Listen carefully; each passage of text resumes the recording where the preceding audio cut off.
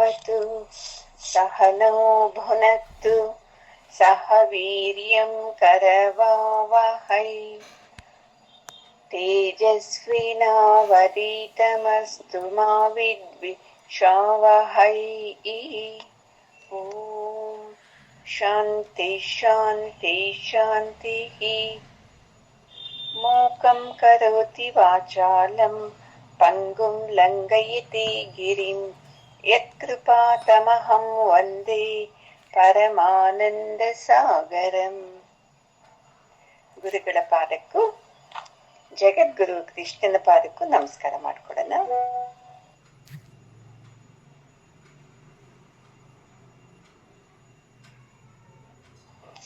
ಇವತ್ತು 40ನೇ ಶ್ಲೋಕ.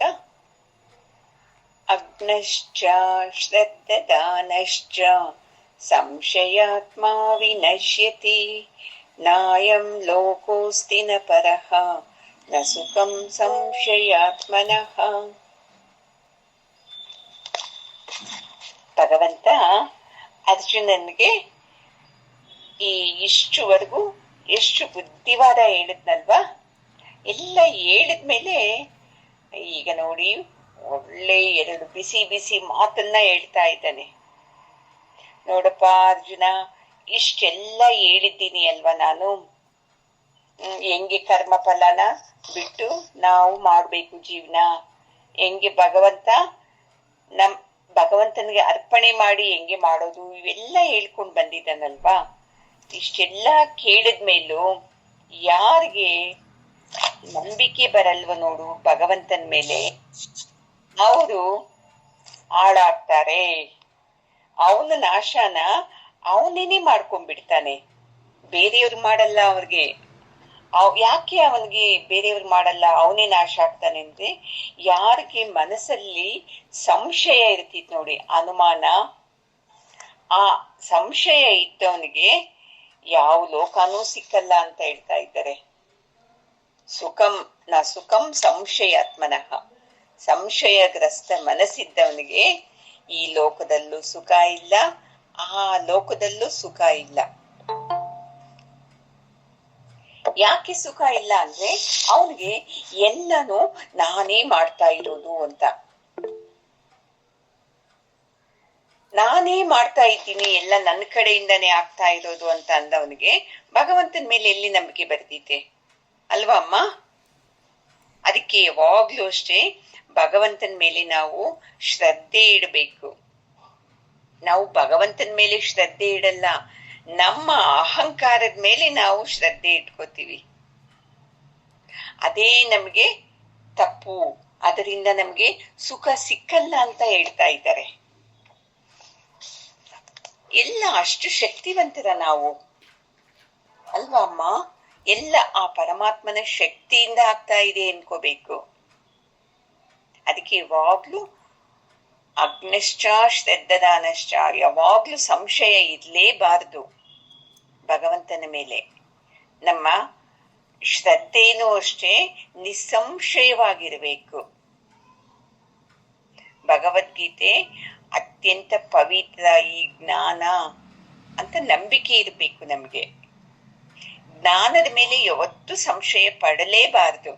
ಅದು ಎಲ್ಲಾ ಕಾಲಕ್ಕೂ ಜ್ಞಾನ ಅಂದ್ರೆ ಒಂದೇ ಇರ್ತಿದೆ. ಯಾವಾಗ ನಮಗೆ ಭಗವಂತ ಇದ್ದಾನೋ ಇಲ್ವೋ ಅಂತ ನಂಬಿಕೆ, ಶ್ರದ್ಧೆ ಬಂದ ಕೂಡ್ಲೆ ಏನಾಗುತ್ತೆ ನಮ್ಗೆ, ಅಯ್ಯೋ ಇಲ್ವೇನೋ ಅನ್ಸುತ್ತೆ. ನಮ್ದು ಕೆಲ್ಸ ಏನನ್ನ ಅನ್ಕೊಂಡಿದ್ದಾಯ್ತು ಅಂದ್ರೆ, ಇಲ್ಲಪ್ಪ ಭಗವಂತ ಇದ್ದಾನೆ ಅಂತ ನಂಬಿಕೆ ಬರ್ತಿದೆ. ನಾವು ಅಂದುಕೊಂಡ ಕೆಲಸ ಆಗ್ತಿದ್ದಾಗ ಏನಾಗುತ್ತೆ, ಭಗವಂತ ಇಲ್ಲ ಅಂತ ಬಂದ್ಬಿಡ್ತಿದ್ದೆ ನಮ್ಗೆ. ಇದೇ ನೋಡಿ ಸಂಶಯ. ಎಲ್ಲ ಕೇಳ್ತಾರೆ ಕ್ಲಾಸಲ್ಲಿ, ಹೆಂಗೆ ಜೀವನ ಮಾಡ್ಬೇಕು ಏನು ಅಂತ. ಎಲ್ಲ ಕೇಳಿದ್ಮೇಲೆ ಅವ್ರಿಗೆ ಇದೆಲ್ಲ ಹೇಳಿದೆಲ್ಲ ಪ್ರಾಕ್ಟೀಸ್ ಮಾಡ್ಬಿಟ್ರೆ ನಮ್ ಜೀವನ ಸರಿ ಹೋಗ್ಬಿಡ್ತಿದ್ದ. ನಾವೇನ್ ಕೇಳ್ಕೊಂಡ್ ಬಂದಿದ್ದೀವೋ ಅದನ್ನೇ ಅನುಭವಿಸ್ಬೇಕಲ್ಲ ಅಂತ ಅವರೇ ಒಂದು ಲಾಜಿಕ್ ನ ಕ್ರಿಯೇಟ್ ಮಾಡ್ತಾರೆ ಮನಸ್ಸಲ್ಲಿ. ಸರಿ ಹೋಗ್ತಿದ್ದೆ ಅಂತ ಒಬ್ಬರು ಹೇಳ್ತಾರೆ, ಎಲ್ಲಿ ಸರಿ ಹೋಗುತ್ತೆ ಬಿಡ್ರಿ, ನಮ್ಮ ಕರ್ಮನೇ ಹಿಂಗಿದ್ದಾಗ ಎಷ್ಟು ಭಗವದ್ಗೀತೆ ಕೇಳಿದ್ರೆ ಹೆಂಗ್ ಸರಿ ಹೋಗುತ್ತೆ. ಅದಕ್ಕೆ ಗುರೂಜಿಯವರು ಹೇಳ್ತಾರೆ, ಮೂರು ತರ ಜೀವನ ಮಾಡ್ಬೋದಂತೆ. ಒಂದು ಪ್ರಾಣಿ ತರ. ಏನಪ್ಪ ಪ್ರಾಣಿ ತರ ಅಂದ್ರೆ ತಿನ್ನೋದು, ಮಲಗೋದು, ಎದ್ದೋಳೋದು, ಅವ್ರ ವಿಷಯ ಮಾತಾಡೋದು, ಚೆನ್ನಾಗಿದ್ದವ್ರ ಮೇಲೆ ಒಂದೆರಡು ಕಲ್ಲಾಕಿ ಅಂದ್ರೆ ಎರಡು ಮಾತಾಕಿ, ಆ ತರ ನಾವ್ ಇಲ್ವಲ್ಲ ಅಂತ.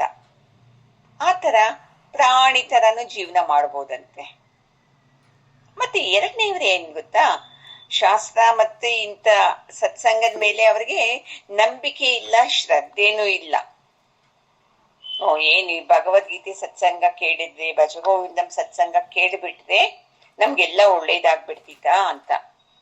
ಹೇಳಲೇ ಇಲ್ಲ ಭಗವಂತ ಎಲ್ಲೂನು, ನೀನು ನನ್ ಭಗವದ್ಗೀತೆ ಕೇಳು ನಿನಗೆಲ್ಲ ಒಳ್ಳೇದಾಗುತ್ತೆ ಅಂತ.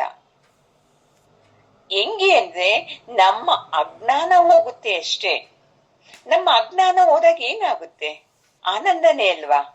ಈ ತರ ನಾವ್ ಅರ್ಥ ಮಾಡ್ಕೋಬೇಕು.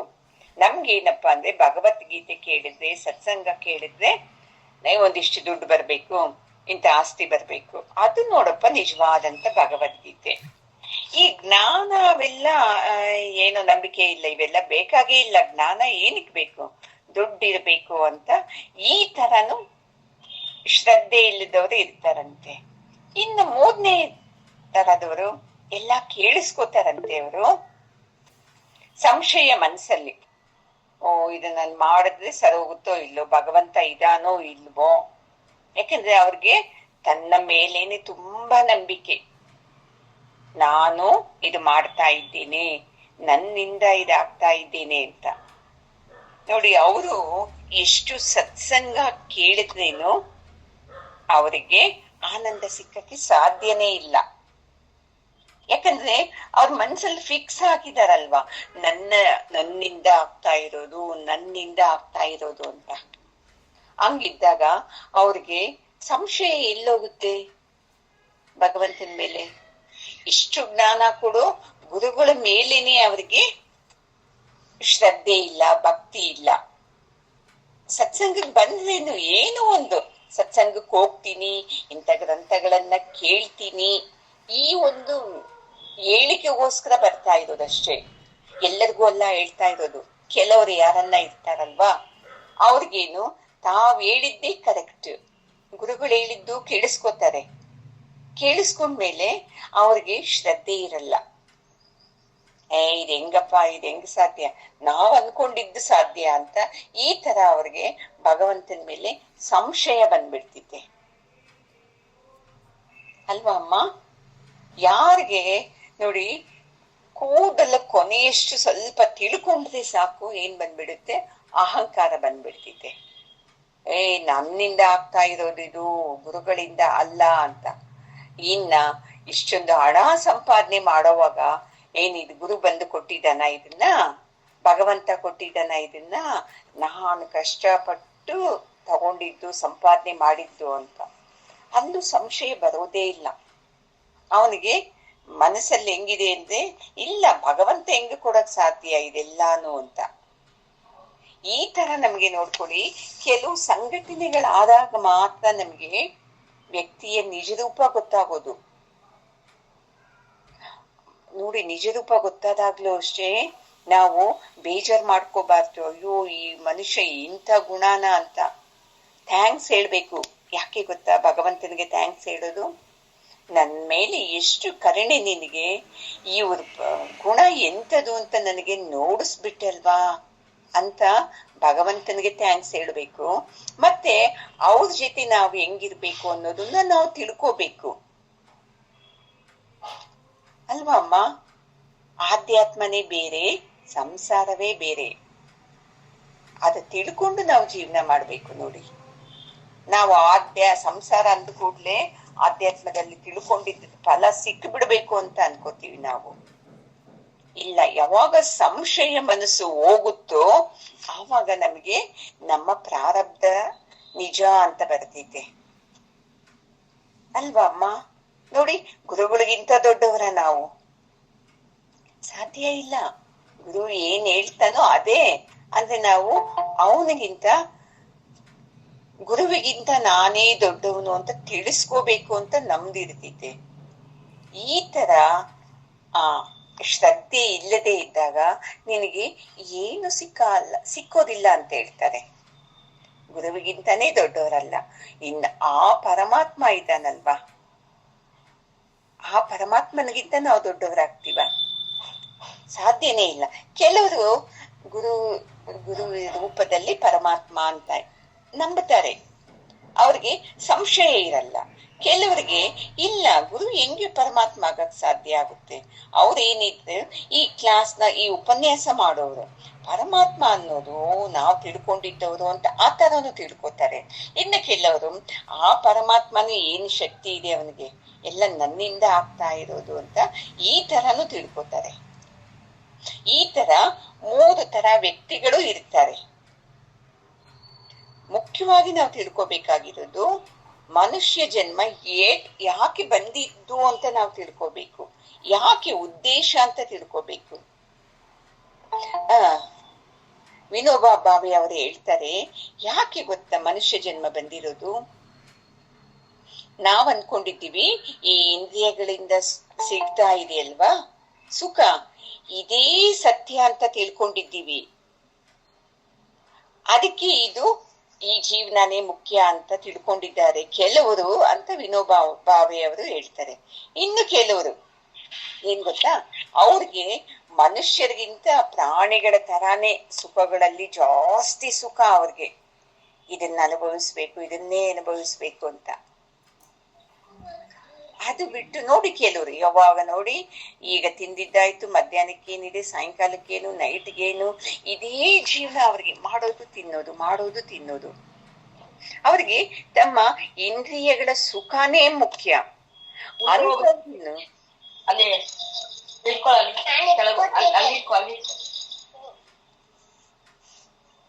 ಅಂತವ್ರನ್ನು ಪರಮಾತ್ಮನ ಹತ್ರ ಹೋಗೋದಿಕ್ಕೆ ಸಾಧ್ಯ ಇಲ್ಲ ಅಂತ ಹೇಳ್ತಾ ಇದ್ದಾರೆ ವಿನೋಬಾ ಭಾವೆ ಅವರು.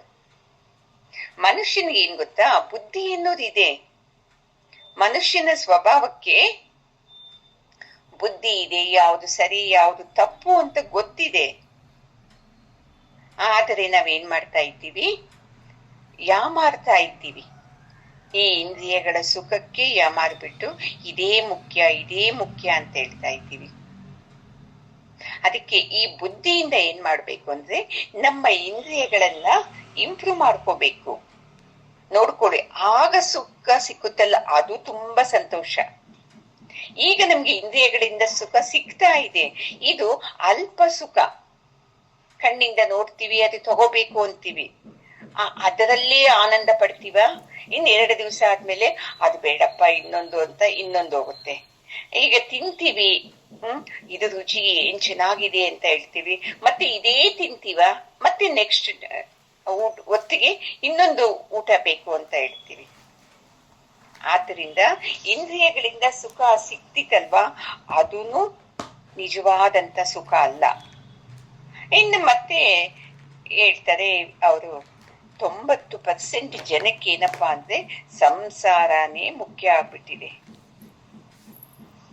ಅವ್ರಿಗೆ ಎಷ್ಟು ಭಗವಂತ ಮುಖ್ಯ, ನಮ್ಮ ಪ್ರಾರಬ್ಧದಿಂದ ನಾವ್ ಹಿಂಗಿದ್ದೀವಿ ಅಂತ ಹೇಳಿದ್ರೇನು ಅರ್ಥ ಆಗೋದೇ ಇಲ್ಲಂತೆ ಅವ್ರಿಗೆ. ಇದೇ ಜೀವನ ಸಂಸಾರ ಮಾಡೋಕೆ ಬಂದಿರೋದು ಮನುಷ್ಯ. ಇನ್ನೇನು ಈ ಚಿಕ್ಕ ವಯಸ್ಸಿಗೆ ಆಶ್ರಮದಲ್ಲಿ ಹೋಗಿ ಕುತ್ಕೋಬೇಕಾ, ಈ ಆಧ್ಯಾತ್ಮ ಗ್ರಂಥಗಳನ್ನ ಕೇಳ್ಬೇಕಾ, ನನ್ನ ಕುಟುಂಬದ ಜೊತೆ ಯಾವಾಗ ನಾನು ಎಂಜಾಯ್ ಮಾಡೋದು ಅಂತ ಅವ್ರಿಗೂನು ಈ ಗೀತೆ ಅರ್ಥ ಆಗೋದೇ ಇಲ್ಲ. ಯಾಕೆ ಸಂಶಯ ಇದೆ ಮನ್ಸಲ್ಲಿ. ಇನ್ನ ಜಿಜ್ಞಾಸು ಇರ್ತಾನಲ್ವಾ, ಅವನ್ಗೆ ಏನೋ ಹೇಳಿದಾರಪ್ಪ ಸತ್ಸಂಗದಲ್ಲಿ, ನಾನು ಅಂದ್ರೆ ಏನು, ಪರಮಾತ್ಮ ಅಂದ್ರೆ ಏನು ಅಂತ ಹೇಳಿದರೆ ಇದನ್ನ ತಿಳ್ಕೋಬೇಕು ಅಂತ ಇರ್ತಿದೆ. ಅಂದ್ರೇನು ಅವ್ರ ಮನ್ಸಲ್ಲಿ ಏನಿದೆ ಗೊತ್ತಾ, ಓಹೋ ಇದೇ ಗ್ರಂಥ ಓದ್ಬೇಕಾ, ಆ ಗ್ರಂಥ ಯಾಕೆ ಓದ್ಬಾರದು, ಈ ತರ ಅಪನಂಬಿಕೆ ಬರ್ತಿದೆ. ಈಗ ನೋಡಿ, ನಾವು ಶೈವರಪ್ಪ, ನಾವು ಶಿವನ್ ಬಗ್ಗೆನೇ ನಾವು ಓದೋದು ಅಂತ ಹೇಳೋದು, ಇನ್ನೊಬ್ರು ನಾವು ವಿಷ್ಣುವಿನ ಬಗ್ಗೆನೇ ಓದೋದು ಅಂತ. ಎಲ್ಲ ಹಿಂದೂಗಳೇ. ಯಾಕೆ ಎಲ್ಲಿ ಹೇಳಿ, ಸಂಶಯ. ಆ ದೇವ್ರದ್ದು ಸರಿ ಇಲ್ಲ, ಈ ದೇವ್ರದ್ದು ಹೆಚ್ಚು ಅಂತ. ನೋಡಿ, ಯೇಸುದು ಬೈಬಲ್ ಯಾಕೆ ಓದ್ಬೇಕು ಅಂತ ಹೇಳೋದು, ಮತ್ತೆ ಕುರಾನ್ ಯಾಕೆ ಓದ್ಬೇಕು ಅಂತ ಹೇಳೋದು, ಇಲ್ಲ ಬುದ್ಧಂದೇ ಕರೆಕ್ಟ್ ಅಂತ ಹೇಳೋದು. ಈ ತರ ನಾವು ಅಲ್ಲಲ್ಲೇ ಸಿಕ್ಕಾಕೊಂಡು ಭಗವಂತನ ಬಗ್ಗೆ ನಾವು ಸಂಶಯನ ಕಳ್ಕೊಂಡ್ಬಿಟ್ಟಿದ್ದೇವೆ. ಆ ಸಂಶಯನ ನಾವು ಕಟ್ ಮಾಡ್ಕೋಬೇಕು. ನಾವು ಪ್ರಾಣಿಗಳ ಅಲ್ಲ ಅಂತ ಹೇಳ್ತಾ ಇದ್ದಾರೆ ಭಗವಂತ. ಪ್ರಾಣಿಗಳಲ್ಲದೆ ಇದ್ದಿದ್ದಕ್ಕೆ ನಾವು ಆನಂದದಿಂದ, ಈ ಜ್ಞಾನದಿಂದ ನಾವು ಏನ್ ಪಡ್ಕೋಬೇಕು ಅದನ್ನ ಪಡ್ಕೋಬೇಕು. ಈಗ ಹೇಳಿದ್ನಲ್ಲ, ಸಂಸಾರನೇ ಸತ್ಯ, ತಿನ್ನೋದೇ ಸತ್ಯ, ಈ ಜೀವನನೇ ಮುಖ್ಯ ಅಂತ ಯಾರ್ಯಾರು ತಿಳ್ಕೊಂಡಿರ್ತಾರೆ ನೋಡಿ, ಶಾಸ್ತ್ರದ ಮೇಲೆ ನಂಬಿಕೆ ಇಲ್ಲದಿದ್ದವನು, ಮತ್ತೆ ಸಂಶಯಗ್ರಸ್ತ ಮನಸ್ಸಿದ್ದವನು, ಮತ್ತೆ ಸಂಸಾರನೇ ಸತ್ಯ ಅಂತ ಜೀವನ ಮಾಡೋರು, ಇವರು ಹೆಂಗೆ ಅರ್ಜುನ ಅಂತಂದ್ರೆ ಈ ಲೋಕದಲ್ಲೂ ಆನಂದವಾಗಿರಲ್ಲ, ಮತ್ತೆ ಇನ್ನೊಂದು ಲೋಕಕ್ಕೆ ಹೋಗ್ತೀವಲ್ಲ ಅವಾಗ್ಲೂ ಆನಂದವಾಗಿರಕ್ ಸಾಧ್ಯನೇ ಇಲ್ಲ ಅಂತ ಹೇಳ್ತಾರೆ. ಹೋಗ್ಲಿ ಇದೇ ಲೋಕದಲ್ಲೇ, ಈ ಅಮೆರಿಕಕ್ಕೆ ಹೋಗ್ಲಿ, ಎಲ್ಲೇ ಹೋಗ್ಲಿ, ಅವರು ಆನಂದವಾಗಿರಕ್ಕೆ ಸಾಧ್ಯ ಇಲ್ವೇ ಇಲ್ಲ ನೋಡು ಅರ್ಜುನ. ಅದಕ್ಕೆ ನೀನು ಏನ್ ಮಾಡ್ಬೇಕು ಗೊತ್ತಾ, ಈ ಜ್ಞಾನದಿಂದ ನೀನು ನಿನ್ನ ಮನಸ್ಸನ್ನ ನಿನ್ನ ಹಠೋತಿಯಲ್ಲಿ ಇಟ್ಕೋಬಹುದು ಅಂತ ಹೇಳ್ತಾ ಇದ್ದಾರೆ. ಯಾವಾಗ ನಮ್ಮ ಮನಸ್ಸು ನಮ್ಮ ಹತೋಟಿಗೆ ಬರ್ತಿದೆ ನೋಡಿ, ಆವಾಗ ನಮ್ಗೆ ಈ ಸಂಶಯ ಅನ್ನೋದು ಹೋಗುತ್ತೆ. ಅಲ್ಲಿವರೆಗೂ ನಮ್ಗೆ ಈ ಸಂಶಯಗ್ರಸ್ತ ಮನಸ್ಸಿರ್ತಿತ್ತು, ಅವನು ಆರೋಗ್ಯವಾಗಿರಕ್ಕೆ ಸಾಧ್ಯನೇ ಇಲ್ಲ. ಭಗವಂತನೇ ಹೇಳಿದ್ದಾನೆ, ಪ್ರಶಾಂತ ಮನಸಂ ಹೇನಂ ಯೋಗಿನಂ ಸುಖಮುತ್ತಮಂ ಅಂತ 6ನೇ ಅಧ್ಯಾಯದಲ್ಲಿ. ಯಾರು ಪ್ರಶಾಂತವಾಗಿರ್ತಾರೋ ಅವನಂತ ಶ್ರೀಮಂತ ಯಾರೂ ಇಲ್ಲ ಅಂತೆ. ಮತ್ತೆ ಅವರ ಎಲ್ಲಾ ಆಸ್ತಿ ಐಶ್ವರ್ಯಗಳು ಎಲ್ಲ ಇರ್ತಿದೆ ಅಂದ್ರೆ ಇನ್ನು ದುಃಖವಾಗಿರಲ್ಲ, ಅವನು ಅಸುಖಿ ಅಂತ ಹೇಳ್ತಾರೆ ನೋಡಿ. ಭಗವಂತ ಡಿಕ್ಲೇರ್ ಮಾಡ್ಬಿಟ್ಟ ಏನು ಅಂತ, ನಮ್ಮ ಮನಸ್ಸು ಪ್ರಶಾಂತವಾಗಿದ್ರೆ ಅವನು ಶ್ರೀಮಂತ, ಎಲ್ಲಾ ಐಶ್ವರ್ಯ ಇಟ್ಕೊಂಡು ದುಃಖ ಪಡ್ತಾ ಇದ್ರೆ ಅವನು ಶ್ರೀಮಂತ ಅಲ್ಲ ಅಂತ. ಯಾಕೆ ಇಷ್ಟೆಲ್ಲ ಹೇಳ್ತಾ ಇದ್ದಾನೆ ಭಗವಂತ ಅಂದ್ರೆ, ಇಲ್ಲಿಗೆ ಅರ್ಜುನನ್ಗೆ ಗೊತ್ತಲ್ವಾ, ನಂದು ಧರ್ಮ, ನನ್ನ ತೋಳ್ಬಲ ಇದು ಗ್ರೇಟ್ ಅಂತ ತಿಳ್ಕೊಂಡಿದ್ದಾನಲ್ವಾ, ಅವನಿಗೆ ಬುದ್ಧಿ ಹೇಳೋದಿಕ್ಕೆ ಇದೆಲ್ಲಾನು ಹೇಳ್ತಾ ಇದ್ದಾನೆ ಭಗವಂತ. ನಾನೇನ್ ಯುದ್ಧದಲ್ಲಿ ಎಲ್ಲರನ್ನೂ ಸೋಲ್ಸ್ಬಿಡ್ತೀನಿ, ನಾನ್ 2 ದಿವಸದಲ್ಲಿ ಸಾಯಿಸ್ಬಿಡ್ತೀನಿ, ಏನೇನೋ ಹೇಳ್ತೀವಲ್ವ ನಾವುನು. ಇನ್ನ ನನ್ ಬಗ್ಗೆ ನಿನಗ್ ಗೊತ್ತಿಲ್ಲ, ನಾನು ಎಷ್ಟು ಕೆಲಸ ಮಾಡ್ತೀನಿ ಗೊತ್ತಾ ಅಂತ ಅಹಂಕಾರದಿಂದ ಹೇಳ್ಕೊತೀವಿ. ಇಲ್ಲೂ ಅಷ್ಟೇ ಅರ್ಜುನ ಹೇಳ್ತಾವನೆ, ನನ್ನ ತೋಳ್ಬಲ ಏನು ಅಂತ ಗೊತ್ತಿಲ್ಲ ಕೃಷ್ಣ ಅಂತ. ಹಂಗೆ ಹೇಳಿದವನು ಈಗ ಏನ್ ಮಾಡ್ತಾ ಇದ್ದಾನೆ, ಅಳ್ತಾ ಇದ್ದಾನೆ, ನಾನು ಹೆಂಗೆ ಯುದ್ಧ ಮಾಡ್ಲಿ ಅಂತ. ಅದಕ್ಕೆ ಯಾವಾಗ್ಲೂ ನಾವು ಅಷ್ಟೇ ನಮ್ಮ ಹತ್ರ ಏನು ಬಲ ಇರ್ತಿತಿ ನೋಡಿ, ಒಬ್ಬೊಬ್ಬರಲ್ಲಿ ಒಂದೊಂದು ಟ್ಯಾಲೆಂಟ್ ಇರುತ್ತೆ. ಒಬ್ರು ಚೆನ್ನಾಗಿ ಮಾತಾಡ್ಬೋದು, ಒಬ್ರು ಚೆನ್ನಾಗಿ ಶಾರ್ಪ್ ಇರ್ಬೋದು, ಒಬ್ರು ಬರೀಬೋದು, ಒಬ್ರು ನೆನಪಿಟ್ಕೋಬಹುದು, ಶ್ಲೋಕ ಹೇಳ್ಬೋದು. ಎಲ್ಲ ಟ್ಯಾಲೆಂಟ್ ಇಲ್ಲದ ಮನುಷ್ಯರೇ ಇರಲ್ಲ. ನಾವು ಅದೇ ಟ್ಯಾಲೆಂಟ್ನ ಇಟ್ಕೊಂಡು ಅಹಂಕಾರ ಪಡ್ತೀವಿ. ಅರ್ಜುನಂತರ ನನ್ನ ತೋಳ್ಬಲ ಏನು ಅಂತ ಅವನಿಗಿದೆ, ನಮ್ಗೆ ನನ್ನ ಶಕ್ತಿ ಏನ್ ಗೊತ್ತಾ, ನಾನ್ ಹೆಂಗೆ ಮೇಂಟೈನ್ ಮಾಡ್ತೀನಿ ಗೊತ್ತಾ ಮನೆ ಅಂತ ನಮಗೂ ಇದೆ. ಇದು ಮಂಡೂಕದ ತರಹ ಅಂತಿ ಜ್ಞಾನ. ಕಪ್ಪಿಗೇನು ತಾನೆಲ್ಲಿದೆಯೋ ಅದೇ ಸತ್ಯ ಅಂತ, ಅದೇ ಜ್ಞಾನದಿಂದ ನಾವು ಇದ್ದೀವಿ ಇಲ್ಲಿ. ಅದಕ್ಕೆ ಏನ್ ಮಾಡ್ಬೇಕು ಗೊತ್ತಾ, ಅತ್ಯಂತ ಆನಂದ ಸಿಗಬೇಕು ಅಂದ್ರೆ ನಾವು ಈಗ ಏನ್ ತಿಳ್ಕೊತಾ ಇದ್ದೀವಲ್ವಾ, ಇದೇ ಸತ್ಯ, ನಂದೇ ಕರೆಕ್ಟ್ ಅಂತ, ಅದರ ಆಚೆ ಹೋಗಿ ನಿಲ್ಬೇಕು ಅಲ್ವಾ ಅಮ್ಮ. ಆವಾಗ ನಮ್ಗೆ ನಿಜವಾದ ಆನಂದ ನಮ್ಗೆ ಸಿಕ್ಕುತ್ತೆ. ಎಲ್ಲಿವರೆಗೂ ನಾವು ತಿಳ್ಕೊಂಡಿದ್ದೆ ಕರೆಕ್ಟ್ ಅಂತ ಇದ್ದು ಅದನ್ನ ಕ್ರಾಸ್ ಮಾಡದೆ ಹೋಗ್ತೀವೋ ಅಲ್ಲಿವರೆಗೂ ನಾವು ದುಃಖದಲ್ಲೇ ಇರ್ಬೇಕಾಗುತ್ತೆ. ನೀವು ಎಷ್ಟು ಸತ್ಸಂಗ ಕೇಳಿ, ಎಷ್ಟು ವಚನ ಸಾಹಿತ್ಯ ಕೇಳಿ, ಎಷ್ಟು ಶ್ಲೋಕಗಳು ಬಾಯಟ್ ಮಾಡಿ, ಎಷ್ಟು ವಚನಗಳು ಬಾಯಟ್ ಮಾಡಿ, ಒಬ್ರು ಹೇಳ್ತಾ ಇದ್ರು, ನನಗೆ ಪಾಣಿನಿ ಇದು ಬರ್ತಿದೆ, ಪಾಣಿನಿದು ಯಾವ್ದದು ಸೂತ್ರಗಳು ಬರ್ತಿದೆ, ಆ ಪಾಣಿನಿ ಸೂತ್ರಗಳೆಲ್ಲ ಬಾಯಟ್ ಮಾಡಿದ್ದೀನಿ ನಾನು ಅಂತ ಹೇಳ್ತಾರೆ. ಅದು ಏನಕ್ಕೆ? ನೋಡಿಸ್ಕೊಳ್ಳೋದಿಕ್ಕೆ. ನಿಜವಾಗಿ ನಿನ್ನ ಮನಸ್ಸಲ್ಲಿ ಆನಂದ ಇಲ್ವಲ್ಲ, ಅಲ್ವಾ ಅಮ್ಮ? ಅದು ಮುಖ್ಯ ನೋಡಿ. ಅರ್ಜುನ ನಾರದ ಮಹರ್ಷಿಗಳಿಗೆ ತುಂಬಾ ದುಃಖ ಆಗ್ತಾ ಇತ್ತಂತೆ. ಅವನಿಗೆ ಅಹಂಕಾರ ಇತ್ತು. ಯಾಕೆ ಗೊತ್ತಾ? 64 ವಿದ್ಯೆಗಳನ್ನ ಕಲಿತಿದ್ದು ನಾನು ಅಂತ. ಹೆಮ್ಮೆ ಅಲ್ವಾ? ಎಲ್ಲ ವಿದ್ಯೆಗಳು ನನಗೆ ಬರುತ್ತೆ ಅಂತ ಹೇಳಿದ್ರೆ. ಅಷ್ಟು ಕಲ್ತಿದ್ರೇನು ಅವನಿಗೆ ನೈಟ್ ಅಲ್ಲಿ ಕನಸಲ್ಲಿ ಏನಂತ ತನ್ನನ್ನ 64 ವಿದ್ಯೆಗಳಲ್ಲಿ ಯಾರ್ಯಾರು ಒಬ್ಬೊಬ್ರು ಬಂದು ಒಂದೊಂದು ವಿದ್ಯೆದಲ್ಲಿ ಸೋಲಿಸ್ತಾ ಇರೋ ತರ ಕನಸು ಬರ್ತಾ ಇತ್ತಂತೆ. ಇನ್ನ ತಾನು ಸೋತೋದೆ ಅಂತ ಕನಸು ಬಂದಾಗ ನಮ್ಗೆ ಆನಂದ ಇರ್ತಿದ್ದ? ಕನಸು ಸತ್ಯ ಅನ್ನೋದೇ ಮಿಥ್ಯ ಅದು ಅಂತ ಗೊತ್ತೇ ಇಲ್ಲ ನಮ್ಗೆ. ಕನಸಲ್ಲಿ ಏನ್ ಬರ್ತಿತ್ತೋ ಅದೇ ಸತ್ಯ ಅಂತ ನಮ್ದು ನಂಬಿಕೆ ಅಲ್ವಾ? 64 ವಿದ್ಯೆ ಕಲ್ತಿದ್ರೇನು ನಾರದರು ಸನತ್ ಕುಮಾರನ ಹತ್ರ ಹೋಗ್ಬಿಟ್ಟು ತನ್ನ ದುಃಖನ ಹೇಳ್ಕೊತಾರಂತೆ. ನೋಡಿ, ನನಗೆ ಒಳ್ಳೆ ನಿದ್ದೆಯಲ್ಲಿ ಕನಸು ಬಂದ್ಬಿಡುತ್ತೆ, ನಾನು ಸೋತೋದಂಗಾಗುತ್ತೆ, ಮತ್ತೆ ದುಃಖ ಶುರುವಾಗ್ತಾ ಇದೆ, ನನಗೆ ಈ ದುಃಖ ಹೋಗ್ಬೇಕು, ನಾನು ಏನ್ ಮಾಡ್ಬೇಕು ಅಂತ. ಆಗ ಸನತ್ ಕುಮಾರ ಅವರು, ಈ 64 ವಿದ್ಯೆಗಳು ಲೌಕಿಕದಲ್ಲಿ ನಿನಗೆ ಸುಖ ಕೊಡುತ್ತೆ, ಆತ್ಮವಿದ್ಯೆ ಮಾತ್ರ ನಿನಗೆ ಯಾವಾಗ್ಲೂ ಇಹದಲ್ಲೂ ಸುಖ ಪರದಲ್ಲೂ ಸುಖ ಅಂತ ಆತ್ಮವಿದ್ಯೆನ ಹೇಳ್ತಾರಂತೆ. ಆತ್ಮವಿದ್ಯೆ ಉಪದೇಶ ಮಾಡಿದ್ಮೇಲೆ ನೋಡಿ ಅವರು ಏನ್ ಸದಾ ಅವರು ನಾರಾಯಣ ನಾರಾಯಣ ನಾರಾಯಣ ಅನ್ಕೊಂಡೇ ಆನಂದವಾಗಿರಕ್ಕೆ ಶುರುವಾದಂತೆ. ಸಂಶಯ ಹೋಯ್ತು ನಾರದರಿಗೆ. ಫಸ್ಟ್ ಏನಿತ್ತು? ನಂದು 64 ವಿದ್ಯೆಗಳು, ನಾನು ಇಂಪ್ರೂವ್, ನನ್ನಿಂದ ಅಂತ ಇತ್ತು.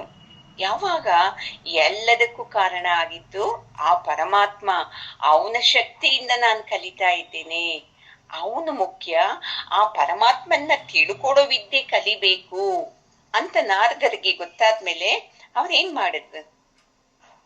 ಭಗವಂತನ ದಾಸರೇ ಆಗ್ಬಿಟ್ರಲ್ವಾ? ಈ ತರ ನಮ್ಮಲ್ಲಿ ನಾವೇನು ತಿಳ್ಕೊಂಡಿದ್ದೀವೋ ಕಲ್ತಿದ್ದೀವೋ ಅದೇ ಸತ್ಯ ಅನ್ನೋದು ಬಿಟ್ಟು ನಾವು ಬಂದಾಗ ನೋಡ್ಕೊಳ್ಳಿ, ಆನಂದ ಸಿಕ್ಕುತ್ತೆ. ಸಂಶಯ ಹೋಗ್ಬೇಕು, ಪರಮಾತ್ಮ ಸತ್ಯ ಅನ್ನೋದು ಬಂದಾಗ ನೋಡ್ಕೊಳ್ಳಿ, ನಾವು ಯಾವಾಗ್ಲೂ ಆನಂದವಾಗಿರ್ಬೋದು ಅಂತ ಭಗವಂತ ಹೇಳ್ತಾ ಇದ್ದಾನೆ. ಈಗ 41ನೇ ಶ್ಲೋಕ.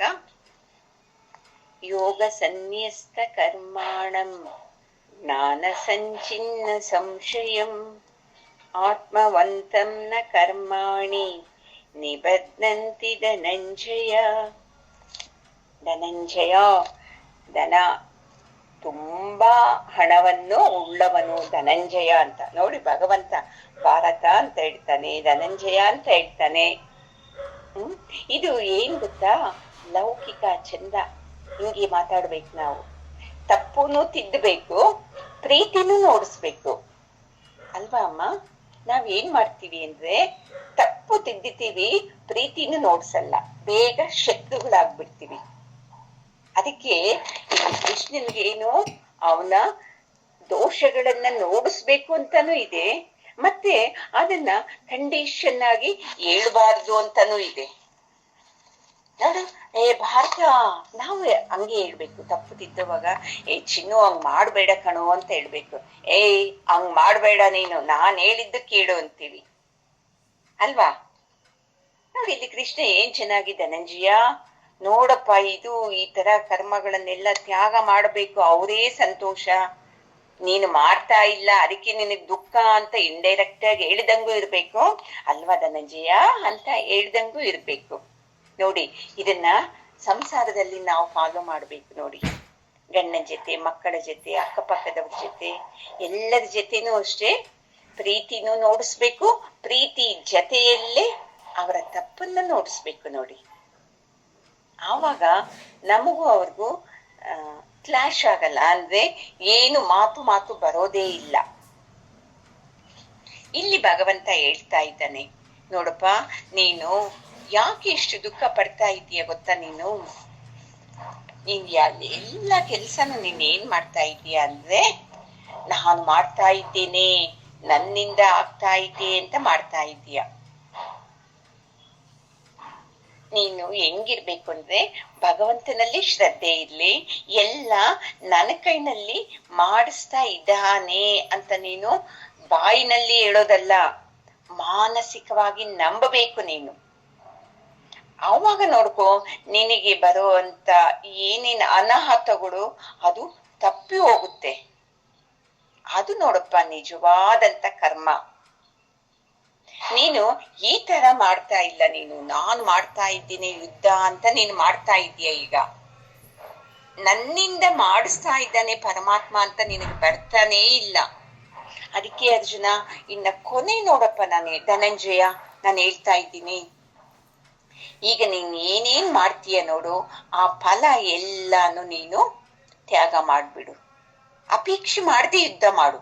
ನಾನು ಇವರನ್ನ ಸಾಯಿಸಿದಾಗ ಅವ್ರಿಗೆ ಪಾಪ ನರಕ ಸಿಕ್ಕುತ್ತೆ, ನನಗೂನು ನರಕ ಸಿಕ್ಕುತ್ತೆ ಅಂತ ಫಲ ಅಪೇಕ್ಷೆ ಪಡ್ತಾ ಇದೆಯಲ್ವಾ, ಅದನ್ನ ಬಿಟ್ಬಿಡು ನೀನು. ಮತ್ತೆ ಈ ಜ್ಞಾನದಿಂದ ನೀನು ಸಂಶಯನ ಕಟ್ ಮಾಡ್ಕೋ. ಪರಮಾತ್ಮ ಅವನ ಆಜ್ಞೆಯಂತೆ ಪ್ರತಿಯೊಂದು ನಡೆಯೋದು. ಅವನ ಆಜ್ಞೆ ಇಲ್ಲದೆ ಒಂದು ಹುಲ್ಲು ಕಡ್ಡಿನೂ ಕೀಳಕ್ಕಾಗಲ್ಲ ಅಂತ ಎಲ್ಲರೂ ಮಾತಾಡ್ತೀವಿ ನಾವು.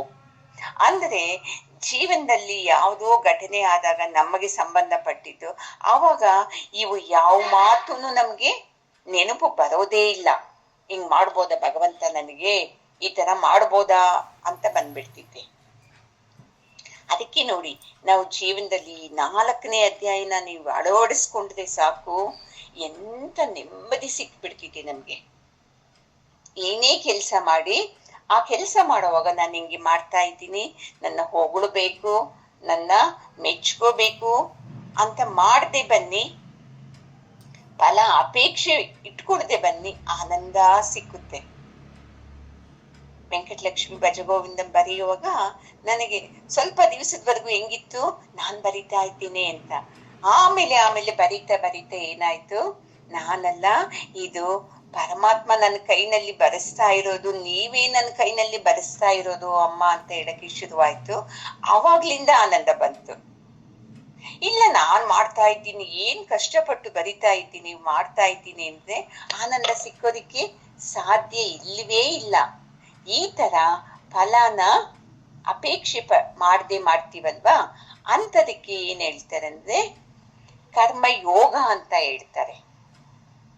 ಮತ್ತೆ ಅದು ತುಂಬಾ ಒಳ್ಳೇದು ಅರ್ಜುನ, ಇದನ್ನು ಮಾಡು. ಮತ್ತೆ ಇನ್ನೊಂದು ಜ್ಞಾನ ಯೋಗನು, ಜ್ಞಾನ ಯಜ್ಞಾನು ನೀನು ಮಾಡು ಅಂತ. ಏನು ಜ್ಞಾನ ಯಜ್ಞ ಅಂದ್ರೆ, ನಾನು ಮಾಡ್ತಾ ಇದ್ದೀನಿ ಅಂತ ಬಿಟ್ಬಿಡು. ಅಹಂಕಾರ ಬಿಟ್ಬಿಡು, ನನ್ನಿಂದ ಆಗ್ತಾ ಇದೆ ಅನ್ನೋ ಅಭಿಮಾನನೂ ಬಿಟ್ಬಿಡು. ಇದು ಆ ಪರಮಾತ್ಮನ ಶಕ್ತಿಯಿಂದ ಆಗ್ತಾ ಇರೋದು ಅಂತ ಇಲ್ಲಿ ನೀನು ಜ್ಞಾನ ಯೋಗ ಮಾಡು. ನೋಡಿ ಭಗವಂತ, ನಾವು ಎಷ್ಟು ಹಣ ಖರ್ಚು ಮಾಡ್ಕೊಂಡು ಯಜ್ಞಗಳನ್ನ ಮಾಡ್ತೀವಿ, ಹೆಮ್ಮೆಯಿಂದ ಹೇಳ್ಕೋತೀವಿ, ಫಲ ಸಿಕ್ಕುತ್ತೋ ಇಲ್ಲೋ ಗೊತ್ತಿಲ್ಲ. ಇಲ್ಲಿ ಎಷ್ಟು ಚೆನ್ನಾಗಿ ಹೇಳ್ತಾ ಇದ್ದಾನೆ, ಫಲ ಅಪೇಕ್ಷೆ ಇಲ್ಲದೆ ನೀನು ಯಜ್ಞ ರೂಪದಲ್ಲಿ ಕರ್ಮ ಮಾಡು, ಕರ್ಮ ಯೋಗ ಅದು. ಮತ್ತೆ ಅಕರ್ತನಾಗಿ, ನನ್ನಿಂದ ಅಲ್ಲ ಇದಾಗ್ತಾ ಇರೋದು, ನೀನು ನಿನಗೆ ಹೆಂಗ್ ಬೇಕೋ ಹಂಗೆ ಮಾಡಿಸ್ತಾ ಇದ್ದೀಯಾ ಅಂತ ಈ ಜ್ಞಾನ ಯಜ್ಞ ಮಾಡು ಅಂತ.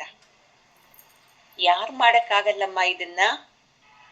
ಯಾರಿಗೆ ಭಗವಂತನಲ್ಲಿ ಗುರುಗಳಲ್ಲಿ ನಂಬಿಕೆ ಇದೆಯೋ ಇದನ್ನ ಮಾಡ್ತಾರೆ ನೋಡಿ. ಇನ್ನೇನು ಮಾಡ್ಬೇಕಾಗಿಲ್ಲ ನಾವು ಜೀವನದಲ್ಲಿ. ಎಂತ ಅಧ್ಯಾಯ ನೋಡಿ ಇದು. ಭಗವಂತ ಎಷ್ಟು ನೀಟಾಗಿ ಸರಳವಾಗಿ ಹೇಳಿದ್ದಾನೆ.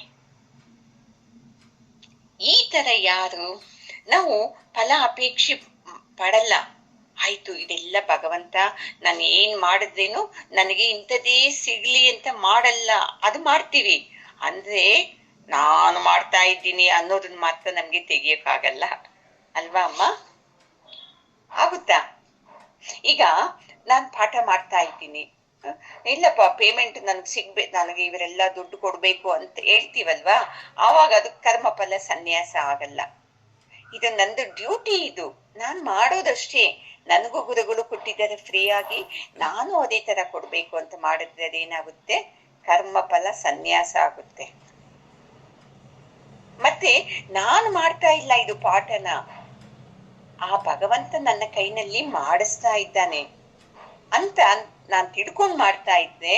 ನಾನು 2 ಯಜ್ಞಾನು ಮಾಡ್ತಾ ಇದ್ದೀನಿ ಅಂತ. ದಾನ ಯಜ್ಞಾನು ಮಾಡ್ತಾ ಇದ್ದೀನಿ, ಕರ್ಮಫಲ ಯಜ್ಞ, ಸನ್ಯಾಸ ಯಜ್ಞ ಇದನ್ನೂ ಮಾಡ್ತಾ ಇದ್ದೀನಿ ಅಂತ. ಈಗ ನೀವೇಳಿ, ಈ ತರ ಮಾಡಕ್ಕಾಗಲ್ವಾ ನಿಮ್ ಕೈನಲ್ಲಿ? ಆಗುತ್ತೆ ಅಮ್ಮ. ಇದೇ ಜೀವನ, ನಾವಿನ್ನೇನೋ ಮಾಡಕ್ಕೆ ಬಂದಿಲ್ಲ. ನೀವೇನು ಮನೇಲಿ ಕೆಲ್ಸ ಮಾಡ್ತೀರೋ, ಗಂಡ ಮೆಚ್ಕೋಬೇಕು, ಮಕ್ಕಳು ಮೆಚ್ಕೋಬೇಕು, ಎಲ್ಲರೂ ಮೆಚ್ಕೋಬೇಕು ಅನ್ನೋದು ಬಿಟ್ಬಿಡಿ. ನನ್ನ ಕರ್ತವ್ಯ ಅಂತ ಅವ್ರಿಗೆ ಸೇವೆ ಮಾಡಿ. ಆಗಲ್ವಾ ಅಮ್ಮ? ಇಲ್ಲ, ನಾನ್ ಮಾಡ್ತಾ ಇದ್ದೀನಿ, ನನ್ನಿಂದ ಆಗ್ತಾ ಇದೆ, ನಾನ್ ತುಂಬಾ ಬುದ್ಧಿವಂತೆ ಅಂತ ಅದನ್ನ ಬಿಟ್ಟು ಮಾಡಕ್ ಆಗಲ್ವಾ? ನೋಡಿ, ಜ್ಞಾನ ಯೋಗ, ಈ 2 ಯೋಗಗಳನ್ನ ಮಾಡ್ತಾ ಬಂದಾಗ ನೋಡ್ಕೊಳ್ಳಿ, ನಿಮ್ಮ ಜೀವನ ಹೆಂಗಿರುತ್ತೆ ಅಂತ ನಿಮ್ಮ ಅನುಭವಕ್ಕೆ ಬರ್ಬೇಕಿದು. ಈ ತರ ಭಗವಂತ ನಮ್ಗೆ 2 ಯಜ್ಞಗಳನ್ನು ಹೇಳ್ಕೊಟ್ಟಿದ್ದಾನೆ. ಯಾರು ಈ ತರ ಯಜ್ಞಗಳನ್ನ ಮಾಡ್ತಾರೋ ಅವರಿಗೆ ಯಾವುದೇ ಕರ್ಮಗಳು ಬಂಧಿಸಲ್ಲ. ಈಗ ಅರ್ಜುನನ್ಗೆ ಯಾಕೆ ಬಂಧಿಸ್ತಾ ಐತೆ? ಯಾಕೆಂದ್ರೆ ಅವನು ಜ್ಞಾನದಿಂದ ಮಾತಾಡ್ತಾ ಇಲ್ಲ. ನಾನೇನನ್ನ ಮಾಡಿದ್ರೆ ಅವರು ಸತ್ತು ಹೋಗ್ಬಿಡ್ತಾರೆ, ಅದರಿಂದ ನನಗೆ ಕರ್ಮ, ನನಗೂನು ಪುಣ್ಯ ಸಿಕ್ಕಲ್ಲ, ಅವ್ರಿಗೂನು ಪುಣ್ಯ ಲೋಕ ಬಂಧಿಸೈತಿ ಅಲ್ಲಿ ಕರ್ಮ. ಯಾವಾಗ ನಮ್ಗೆ ಈ ಜ್ಞಾನದಿಂದ ನಾವು ಯೋಚನೆ ಮಾಡ್ತೀವಲ್ವಾ, ಅವಾಗ ನಾವ್ ಹೆಂಗಿರ್ತೀವಿ ಅಂದ್ರೆ ಪಕ್ಷಿ ತರ ನಿರ್ಭಯವಾಗಿ ಇರ್ತೀವಿ. ನೋಡ್ಕೊಳ್ಳಿ, ಪಕ್ಷಿಗಳು ಎಷ್ಟು ನಂಬಿಕೆಯಿಂದ ಇರ್ತಿದೆ. 2 ಪಕ್ಷಿಗಳು ಚಿಕ್ಕ ಗೂಡನ್ನ ಕಟ್ಕೊಂಡು ಅದರಲ್ಲಿ 5 ಮಕ್ಕಳು ಇರ್ತಿದಂತೆ. ತಾಯಿ ಪಕ್ಷಿ, ತಂದೆ ಪಕ್ಷಿ ಹೋಗೋದು, ಮಕ್ಕಳಿಗೆ ಆಹಾರನ ತಗೊಂಡು ಬಂದು ತಿನ್ಸೋದು, ಒಳ್ಳೆ ಗೂಡು ಕಟ್ಕೊಂಡು ಒಂದು ಮರದ ಮೇಲೆ ಆನಂದವಾಗಿ ಇರ್ತಿದಂತೆ. ಒಂದು ಸಲ ತಂದೆ ತಾಯಿ ಪಕ್ಷಿ ಹೊರಗಡೆ ಹೋಗಿ ಆಹಾರ ತರಕ್ ಹೋಗಿದ್ದಾಗ, ಈ ಗೂಡು ಕಟ್ಟಿದ್ದ ಆ ಜಾಗದಲ್ಲಿ, ಸ್ವಲ್ಪ ಸುತ್ತಮುತ್ತ ಜಾಗದಲ್ಲಿ ದೊಡ್ಡದಾಗಿ ಮಳೆ, ಗಾಳಿ, ಬಿರುಗಾಳಿ ಬಂದು ಮರಗಳೆಲ್ಲ ಬಿದ್ದೋಗ್ಬಿಡ್ತಿದ್ದೆ. ಆ ಗೂಡು ಬಿದ್ದೋಗಿ ಮಕ್ಕಳು ಸತ್ತೋಗ್ಬಿಡ್ತಾರೆ. ಆ ತಂದೆ ತಾಯಿ ಪಕ್ಷಿ ಸಾಯಂಕಾಲಕ್ಕೆ ಬರ್ತಾರೆ, ಗೂಡು ನೋಡಿ ಇಲ್ಲ, ಮರ ಇಲ್ಲ, ಎಲ್ಲ ಹುಡುಕದಾಗ ಎಲ್ಲೋ ಹೋಗಿ 2 ಮಕ್ಕಳು ಕಾಣುತ್ತೆ, ಅದು ಸತ್ತೋಗಿರ್ತಿದ್ದೆ. ಎಷ್ಟು ಅಳತಿತ್ತಂತೆ, ಒಂದು ಕ್ಷಣದಲ್ಲಿ ನಿಂತ್ಕೊಂಡ್ಬಿಡ್ತಾರಂತೆ, ಮತ್ತೆ ಮನಸ್ಸು ಗಟ್ಟಿ ಮಾಡ್ಕೊಂಡು. ಬೇರೆ ಪಕ್ಷಿಗಳೆಲ್ಲ ಬಂದು ಹೇಳ್ತಿದ್ದಂತೆ, ಅಯ್ಯೋ ಪಾಪ, ನಿನ್ನ ಪಕ್ಷಿಗಳಿಗೆ ಹಿಂಗ ಆಗ್ಬಾರ್ದಾಗಿತ್ತು, ಸತ್ತೋಗ್ಬಿಡ್ತಲ್ಲ ಅಂದಾಗ ಆ ಪಕ್ಷಿಗಳು ಹೇಳ್ತಿದ್ದಂತೆ, ಅಲ್ಲ ಅಲ್ಲ, ನನ್ನ ಪಕ್ಷಿಗಳು ಸತ್ತೋಗಿಲ್ಲ, ನಾವೆಲ್ಲ ದೇವ್ರ ಮಕ್ಕಳಲ್ವಾ, ಆ ಭಗವಂತ ಬಂದು ಅವನ 5 ಮಕ್ಕಳನ್ನ ಕರ್ಕೊಂಡು ಹೋಗಿದ್ದಾನೆ, ನನ್ನ ಮಕ್ಕಳು ಸತ್ತು ಹೋಗಿಲ್ಲ, ಚೆನ್ನಾಗಿದ್ದಾರೆ ಭಗವಂತನ ಹತ್ರ ಅಂತ ಎಷ್ಟು ಹೆಮ್ಮೆಯಿಂದ ಹೇಳ್ತಿದ್ದಂತೆ. ನೋಡಿ, ಜ್ಞಾನ ಇಲ್ಲದ ಪಕ್ಷಿಗಳು ಆ ತರ ಹೇಳ್ತಿದೆ, ಜ್ಞಾನ ಇರೋ ನಾವ್ ಯಾವ ತರ ಮಾತಾಡ್ತೀವಿ? ಏನ್ ತಪ್ಪು ಮಾಡಿದ್ದೀವಿ, ನಮ್ಗೆ ಏನ್ ಕರ್ಮ ಮಾಡಿದ್ದೀವಿ, ನಮ್ಗಿಂತ ಶಿಕ್ಷೆ ಕೊಡ್ತಾ ಇದೀಯಾ, ಎಷ್ಟು ಸಮಸ್ಯೆ ಕೊಡ್ತಾ ಇದೀಯ ನನಗೆ ಅಂತ ಭಗವಂತನ ಮೇಲೆ ಸಂಶಯದಿಂದ ನಿಂದೆ ಆಗ್ತಾ ಇದ್ದೀವಿ ನಾವು. ಇಲ್ಲಿ ಅರ್ಜುನ ಕೇಳ್ತಾ ಇದ್ದಾನಲ್ಲ, ಬುದ್ಧಿ ಇದೆಯಾ ನಿನ್ಗೆ? 1ನೇ ಅಧ್ಯಾಯದಲ್ಲಿ ಈ ತರ ಎಲ್ಲ ನನ್ನ ಕೈನಲ್ಲಿ ಮಾಡಿಸ್ತಾ ಇದೆಯಲ್ಲ, ತಪ್ಪು ಕೆಲ್ಸ, ಸರಿನಾ ಇದು? ಇವರೆಲ್ಲಾನು ನರಕಕ್ಕೆ ಹೋಗ್ತಾರಲ್ವಾ, ನರಕಕ್ಕೆ ಹೋಗ್ತಾರೆ ಅಂತ ಗೊತ್ತಿದ್ದು ನನ್ನ ಕೈನಲ್ಲಿ ಯುದ್ಧ ಮಾಡು ಅಂತ ಹೇಳ್ತಾ ಇದೆಯಲ್ಲ, ಇವೆಲ್ಲ ಹೇಳಿದ್ನಲ್ವಾ ಅರ್ಜುನ 1ನೇ ಅಧ್ಯಾಯದಲ್ಲಿ. ಅದಕ್ಕೆ ಇಲ್ಲಿ ಭಗವಂತ ಈಗ ನೈಸಾಗಿ, ನೋಡಪ್ಪ ಧನಂಜಯ ಅಂತ ಹೇಳ್ಕೊಂಡು ಬುದ್ಧಿ ಹೇಳ್ತಾ ಇದ್ದಾನೆ. ನೋಡಿ, ಆ ಪಕ್ಷಿಗಳಲ್ಲಿ ಅಷ್ಟು ಜ್ಞಾನ ಇರುವಾಗ ನಾವೇನ್ ಮಾಡ್ತಾ ಇದ್ದೀವಿ? ನನ್ನ ಮಗುನ ಯಾಕೆ ಕರ್ಕೊಂಡು ಹೋಗ್ಬಿಟ್ಟೆ, ನನ್ನ ಗಂಡನ್ನ ಯಾಕೆ ಕರ್ಕೊಂಡು ಹೋಗ್ಬಿಟ್ಟೆ, ನಾವ್ ಏನ್ ಮೋಸ ಮಾಡಿದ್ದೀವಿ, ನನ್ನ ಹೆಂಡತಿನ ಯಾಕೆ ಕರ್ಕೊಂಡು ಹೋಗ್ಬಿಟ್ಟೆ, ನಮ್ಮ ತಾಯಿನ ಯಾಕೆ ಕರ್ಕೊಂಡು ಹೋಗ್ಬಿಟ್ಟೆ, ಎಷ್ಟು ಪ್ರಶ್ನೆ ಮಾಡ್ತೀವಲ್ವಮ್ಮ? ನಾನೇನ್ ಕಡಿಮೆ ಮಾಡಿದ್ನ ನಿನಗೆ ಪೂಜೆ? ಎಲ್ಲಾ ನೀನ್ ಹೇಳಿದಂಗೆ ಎಲ್ಲಾ ಪೂಜೆ ಮಾಡ್ತಾ ಇದ್ದೆ, ಎಲ್ಲಾ ಅಭಿಷೇಕ ಮಾಡ್ದೆ, ಎಲ್ಲಾ ಉಪವಾಸ ಇದ್ದೆ, ನನಗೆ ಯಾಕೆ ಈ ತರ ಸಮಸ್ಯೆ ಕೊಟ್ಟಿದ್ದು ಅಂತ ಪ್ರಶ್ನೆ ಮಾಡ್ತೀವಿ, ಸಂಶಯ ಇಲ್ಲದೆ ಭಗವಂತ ಇದ್ದಾನೆ, ಅವನಿಂದ ಇದು ಅಂತ. ನಮ್ಗೆ ಯಾವಾಗ ಸಂಶಯ ಹೋಗುತ್ತೆ ಅಂದ್ರೆ ನಾವು ಕೇಳಿದ್ದೆಲ್ಲ ಕೊಟ್ಟಾಗ ಇದಾನಪ್ಪ ಭಗವಂತ ಅಂತ. ಕೊನೆಗೆ ಏನ್ ಮಾಡೋದು, ನನ್ ಮನೆಯಿಂದ ಒಂದು ಸಾವು ಆಗೈತಲ್ವಾ, ಅದಕ್ಕೆ ನಾನು ನಿನ್ನ ನಂಬಲ್ಲ, ನಿನಗೆ ಹೂ ಇಡಲ್ಲ, ನಿನಗೆ ಪೂಜೆ ಮಾಡಲ್ಲ. ಅಲ್ಲ, ನಮ್ಮ ಪ್ರಾರಬ್ಧ ಇದು ಅಂತ ಯಾಕೆ ತಿಳ್ಕೊತಾ ಇಲ್ಲ? ಯಾಕೆ ತಿಳ್ಕೊತಾ ಇಲ್ಲ ಅಂದ್ರೆ ಅವನು ಇಲ್ಲ ಅಂತ, ಅವನ ಮೇಲೆ ನಮ್ಗೆ ಭಗವಂತ ಅನ್ನೋನ್ ಇಲ್ಲ, ಎಲ್ಲ ನನ್ನ ಶಕ್ತಿಯಿಂದ ಆಗ್ತಾ ಇದೆ ಅಂತ. ಈ ತರ ನಾವು ಎಲ್ಲ ಜನ್ಮಗಳಿಂದ ಒಂದೇ ಅಲ್ಲ, ಇಂಥದ್ದು ಎಷ್ಟು ಜನ್ಮಗಳನ್ನ ಇಟ್ಕೊಂಡು ಬಂದಿದ್ದೀವಿ. ಅವನ ನಂಬದೆ ನಾವು ಸಂಶಯ ಜ್ಞಾನ ಇಟ್ಕೊಂಡು ಅದಕ್ಕೆ ನಮ್ಗೆ ಆನಂದ ಸಿಗ್ತಾ ಇಲ್ಲ ಅಂತ ಭಗವಂತ ಹೇಳ್ತಾ ಇದ್ದಾನೆ. ಈಗ 42ನೇ ಶ್ಲೋಕ. ತಸ್ಮಾದ್ ಅಜ್ಞಾನ ಸಂಭೂತಂ ಹೃತ್ಸ್ಥಂ ಜ್ಞಾನಾಸಿನಾತ್ಮನಃ ಚಿತ್ವೈನಂ ಸಂಶಯಂ ಯೋಗಂ ಆತಿಷ್ಠೋತ್ತಿಷ್ಠ ಭಾರತ. ತಸ್ಮಾದ್ ನೋಡು, ಈ ತರ ನೋಡು ಅರ್ಜುನ, ಯಾರು ಕೆಲಸ ಮಾಡ್ತಾರೆ, ಯಾವ ತರ, ತಾನು ಏನೇ ಕೆಲಸ ಮಾಡ್ಲಿ ಫಲಾನ ಅಪೇಕ್ಷೆ ಮಾಡದೆ ಇರೋದು, ಮತ್ತೆ ಏನೇ ಕೆಲಸ ಮಾಡ್ಲಿ ನಾನು ಮಾಡ್ತಾ ಇಲ್ಲ, ಇದು ಪರಮಾತ್ಮ ನನ್ನ ಕೈನಲ್ಲಿ ಮಾಡಿಸ್ತಾ ಇದ್ದಾನೆ ಅಂತ ಈ ಎರಡು ಜ್ಞಾನದಿಂದ ಯಾರು ಮಾಡ್ತಾರೆ ನೋಡಿ, ಅವ್ರೇನ್ ಮಾಡ್ತಾರೆ, ತಮ್ಮ ಅಜ್ಞಾನ ಎಲ್ಲ ಕಳ್ಕೊಂಡ್ಬಿಡ್ತಾರೆ. ಕಳ್ಕೊಂಡು ಜ್ಞಾನದಿಂದ ತುಂಬೋಗ್ತಾರೆ, ಸ್ಥಿತವಂತನಾಗ್ತಾನೆ, ಅಂದ್ರೆ ಜ್ಞಾನದಿಂದ ನಿಲ್ತಾನೆ. ಅವಾಗ ಏನಾಗುತ್ತೆ, ಯಾರು ಈ ತರ ಜ್ಞಾನದಿಂದ ನಿಂತು ಏನೇ ಬದ್ಲಿ ಇದು ನನ್ನ ಪ್ರಾರಬ್ಧದಲ್ಲಿ, ಏನೇ ಬದ್ಲಿ ಇದನ್ನ ನಾನು ನನ್ನ ಜ್ಞಾನದಿಂದ ಹೆಂಗೆ ನೋಡ್ಕೋಬಹುದು, ಹೆಂಗೆ ಇದನ್ನ ಚಿಂತನೆ ಮಾಡ್ಬೋದು ಅಂತ ತಿಳ್ಕೊತಾನೆ. ಏನೇ ಬದ್ಲಿ ಪ್ರಸಾದೇ ಸರ್ವ ದುಃಖಾನ, ಎಲ್ಲ ಪ್ರಸಾದವಾಗಿ ತಗೋತಾನೆ ನೋಡು, ಅವನು ಎಲ್ಲ ಅನರ್ಥಗಳನ್ನ ಕಳ್ಕೊಂಡ್ಬಿಟ್ಟು ಆನಂದವಾಗಿರ್ತಾನೆ ಅರ್ಜುನ ಅಂತ ಹೇಳ್ತಾ ಇದ್ದಾನೆ. ನಮಗೆ ಇದು ಯಾವುದು ಬರ್ತಾ ಇಲ್ಲ ಅಲ್ವಮ್ಮ, ನನ್ನ ಪ್ರಾರಬ್ಧ ಇದು ಅನುಭವಿಸ್ಬೇಕು ಅಂತ ಬರ್ತಾ ಇಲ್ಲ, ನನ್ನ ಪ್ರಾರಬ್ಧದಲ್ಲಿ ಏನೇನ್ ಬಂದಿದ್ಯೋ ಅದನ್ನ ಪ್ರಸಾದವಾಗಿ ತಗೋತೀನಿ ಅಂತಾನು ಬರ್ತಾ ಇಲ್ಲ. ಇದನ್ನೆಲ್ಲ ನಡೆಸೋದು ಆ ಪರಮಾತ್ಮನ ಚೈತನ್ಯ ಶಕ್ತಿ ಅಂತಾನು ಬರ್ತಾ ಇಲ್ಲ. ಅದಕ್ಕೆ ನಾವು ಸಂಸಾರದಲ್ಲಿ ಅಳ್ತಾ ಇದ್ದೀವಿ, ಅರ್ಜುನ ರಣರಂಗದಲ್ಲಿ ಅಳ್ತಾ ಇದ್ದಾನೆ. ನಾವ್ ಅನ್ಕೋತಾ ಇದ್ದೀವಿ ಈ ಭಗವದ್ಗೀತೆನ ಅರ್ಜುನನಿಗೆ ಚೆನ್ನಾಗಿ ಹೇಳ್ತಾ ಇದ್ದಾನೆ ನೋಡು ಭಗವಂತ ಅಂತ. ಅಲ್ಲ, ನಮ್ಮನ್ನ ನಿಮಿತ್ತ ಮಾಡ್ಕೊಂಡು ಅಲ್ಲಿ 18 ದಿವಸದಲ್ಲಿ ಅವರು ಯುದ್ಧ ಮಾಡೋದು.